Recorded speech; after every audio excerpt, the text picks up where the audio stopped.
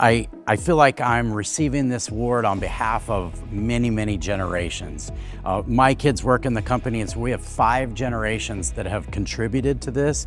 And while it's called the lifetime, this is really like 4 or 5 lifetimes that are involved. My great-grandparents, their focus of the business was the customers.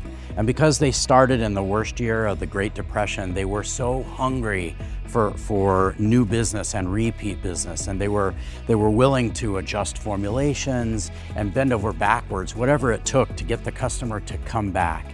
And I think that piece of it passed on generation to generation. The kitchen table, those are the lessons that we're still teaching new employees. Well, I think what we've learned is that the best opportunities in this space are in innovation. And smaller companies have an advantage with innovation.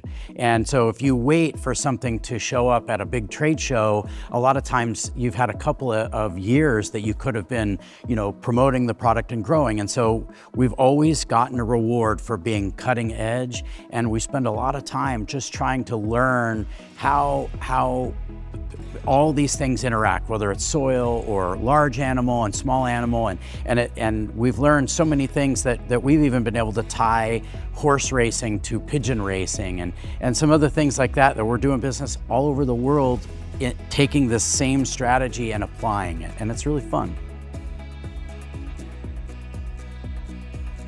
What I realize is the customers are the ones that help us pick our assortment. We come to this show and we spend a lot of time, we bring a lot of people here and we talk about, would this small store do well with this assortment? And what we find is we can get 60% right based on our experience, but sometimes you put stuff in front of a customer and the customers choose. Some of our most rural stores are our top frozen pet food stores, not because those customers are the most interested in that. It's because they don't have access to it. There aren't any other locations. And so sometimes you see it and you think this is a big store or a big city type of thing. And sometimes just the availability makes it work in other places. So we kind of get it close and we let the customer show us. The reality is that family business is hard. It's hard. And the bigger your family is, the harder it is. And you do it because you love the people that you work with. So my advice would be have really clear areas of responsibility and really clear expectations. What does success look like? What does failure look like? And some kind of a written agreement about when we disagree, how do we play that out? What does it look like on paper when I have one opinion and my sister has another? Like, how do we decide?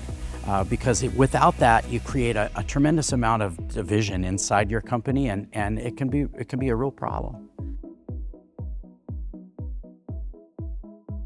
The biggest challenge that we're facing is all of the misinformation that's available at everybody's fingertips.